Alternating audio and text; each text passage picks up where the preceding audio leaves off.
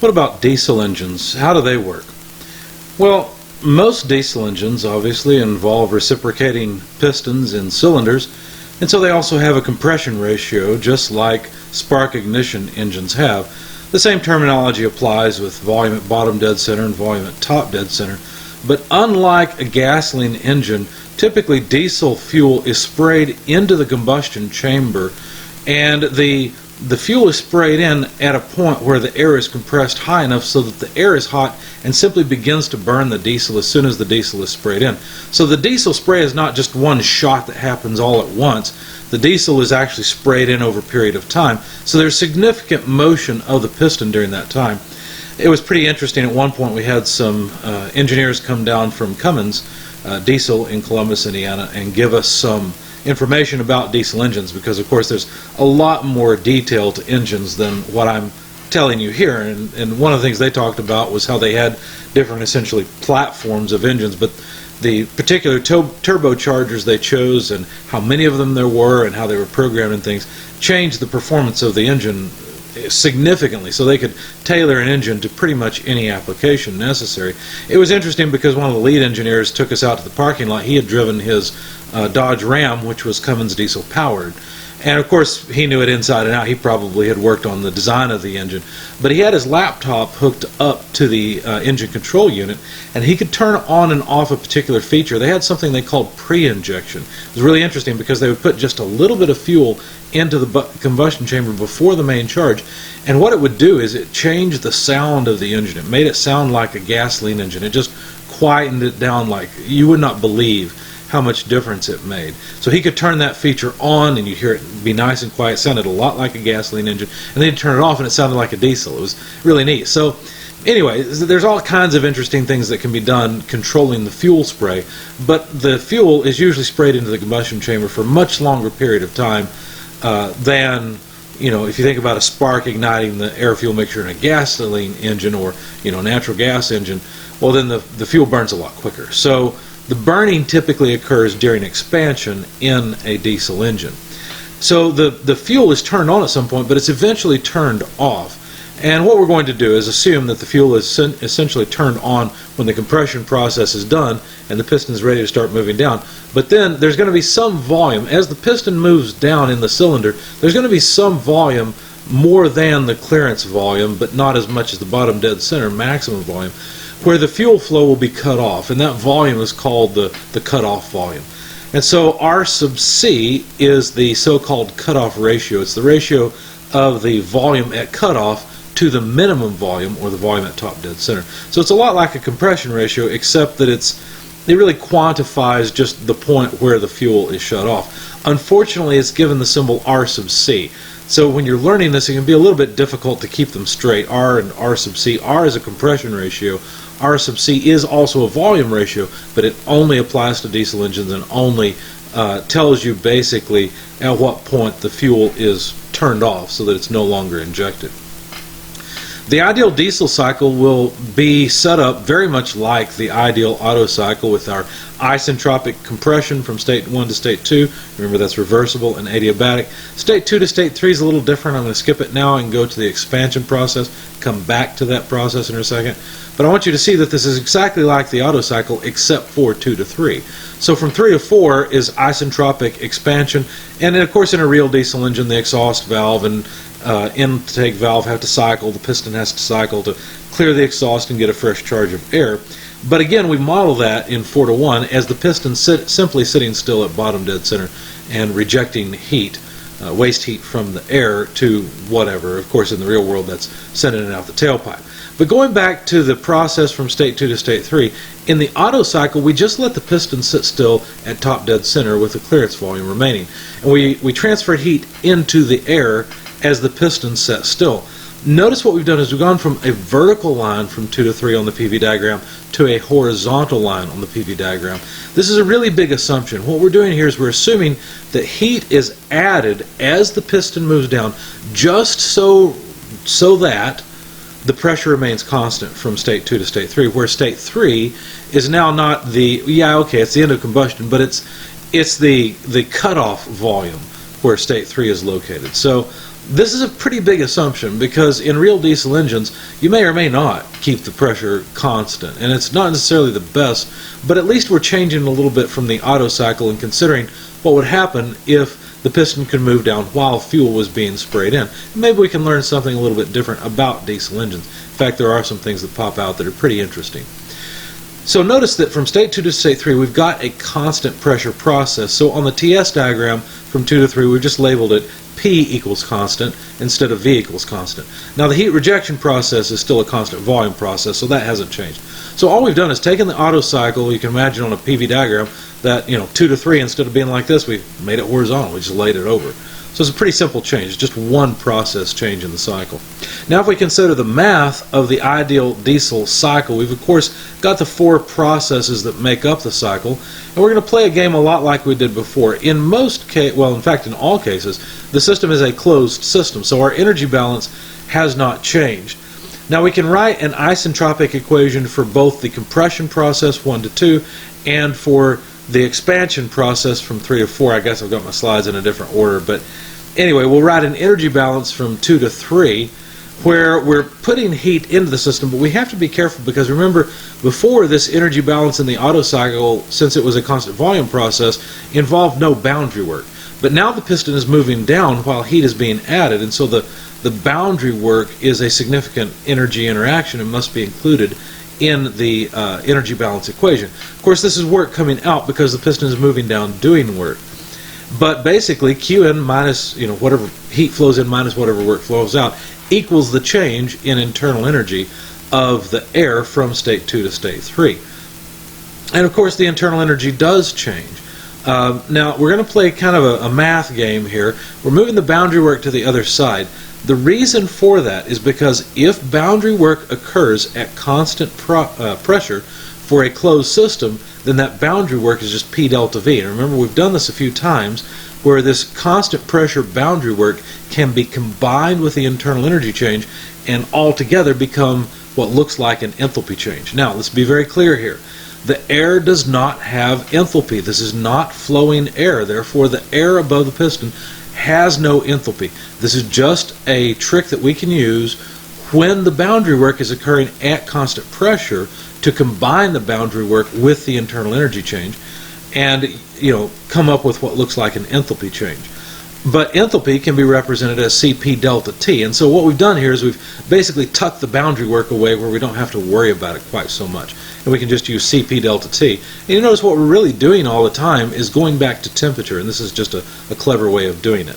And actually, changing that process from a constant volume to a constant pressure process, the whole reason for going all the way to a constant pressure process is so that we could do this right here. That's the whole point of it. Okay. Now, of course, like I said, we can have or write an isentropic equation for the process from state 3 to state 4. You might say, well, okay, we could write energy balances for all these processes because energy is always conserved. Could we write isentropic equations? The answer to that is no, because 2 to 3 is not isentropic. There's heat transfer. Same thing with 4 to 1. So while we could write an energy balance for all processes, it turns out it's not all that useful for all of them. And of course, we can't write an isentropic equation for all processes. One of the things you'll want to do is find in your book where the diesel cycle diagrams are located. You want both the PV and the TS diagram. I think they're on the same page. I think for the Otto cycle they're not. But anyway, you want to find those pages and bookmark them because they're very useful. One other thing you may want to do with all these cycles, when I show you some equations that I say are useful, you might want to jot them down next to the cycles in the figure so that you have them. So far it's not been too bad. For the Otto cycle, you might want to go back and highlight some of the energy balances and isentropic equations I used, as well as for the diesel cycle, because all this is derived in your book as well. So it's worth having so that you remember what are the really useful equations that relate two states together, because the key to solving cycle problems is basically to find either the temperature or the energy in all the states. Once you do that, then you can answer pretty much any question that's posed. So typically the way you solve these types of problems is you're given information in one state, you take that information along with one other piece of information in another state, use an appropriate equation, and then solve the other state, the unknown state. And you just continue that way around the entire cycle. You'll see this in example problems. But these equations are particularly useful And so it's worth knowing which equations are useful to relate states together. So, for example, state 1 and state 2 are well related to one another by an isentropic equation. A energy balance wouldn't be a whole lot of use in most cases there. So I would recommend writing down these equations I'm giving you on or around the cycle diagrams, or at least highlight it, because these equations are probably close by the figures. I don't remember how the pages break and where the figures end up, but they may be close by and you could just highlight the equation. It's worth doing. Anyway, the final equation we can have for a diesel cycle is an energy balance, just as we had before with the Otto cycle. Nothing has changed here because there's no boundary work during this process, right? 4 to 1 is the heat rejection process with the piston staying still. So if the piston is not moving, there's no volume change, then there's no boundary work to consider.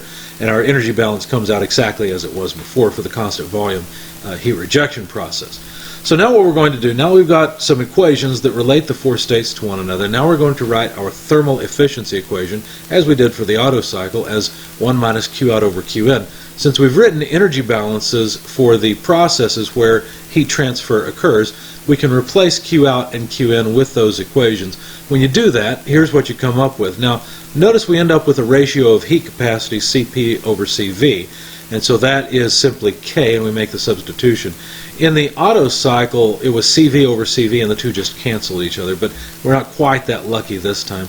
Again, there's a little bit, well, quite a bit of algebra here to get the, or to work the isentropic equations into this thermal efficiency equation. It can be done.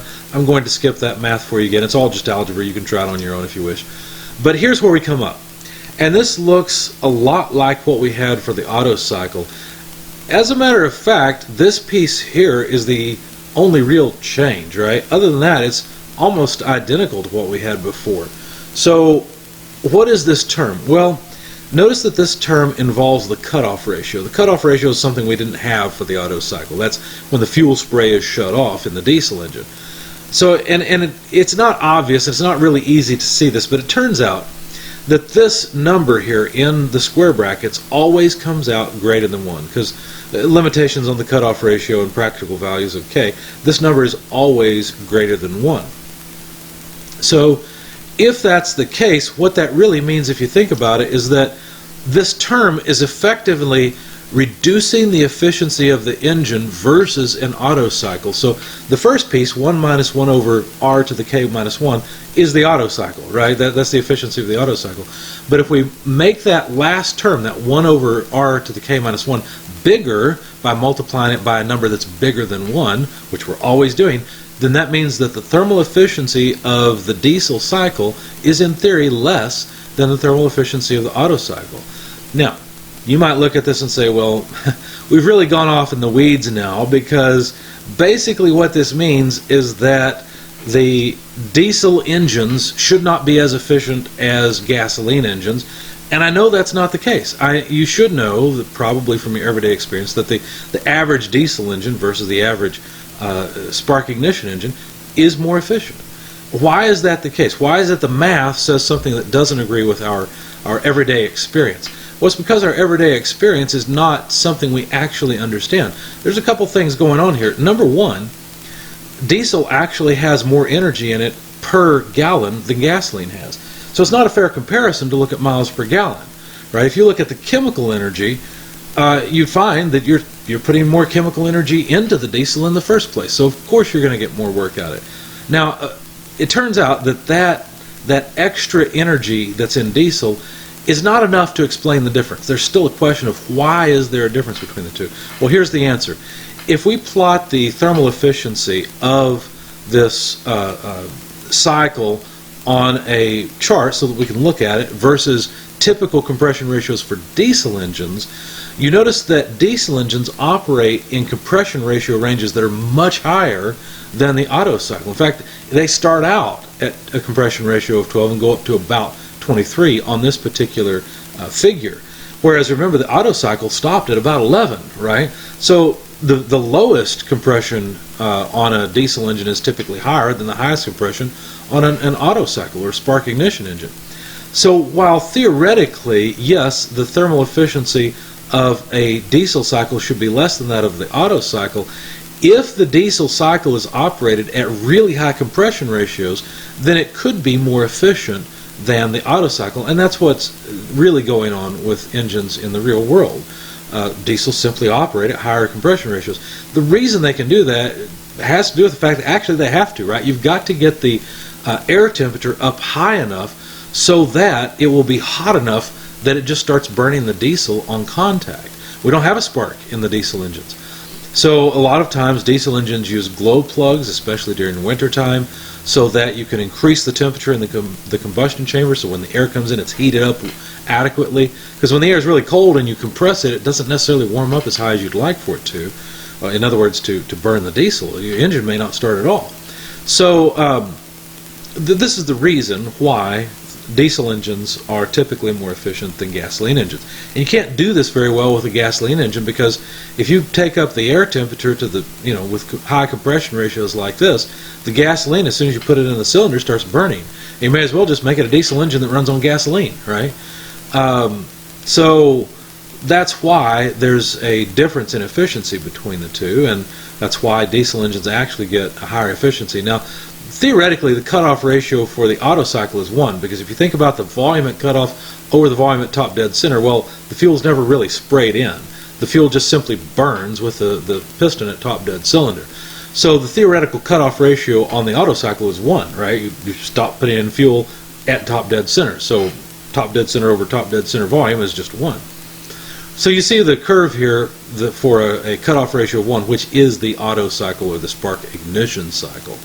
And then as the cutoff ratio goes up, the efficiency goes down. So in other words, the longer you spray fuel into the chamber, the lower the efficiency of the diesel cycle. So that's something else that's good to know, right? If we could minimize the amount of time that the diesel is sprayed into the cylinder, we can increase the efficiency of the engine, and that's another good thing to know. So these ideal models we are making may not tell us everything there is to know about every diesel engine or every Otto cycle engine, but they do say something important about these types of engines in general, which is a valuable thing to know. Just like the Carnot cycle says something really important about all heat engines. It says, hey, here's the best you can ever do. You simply can't do any better than this, because heat doesn't flow from cold to hot on its own. Or another way to say that is thermal energy doesn't concentrate itself naturally. It simply spreads out.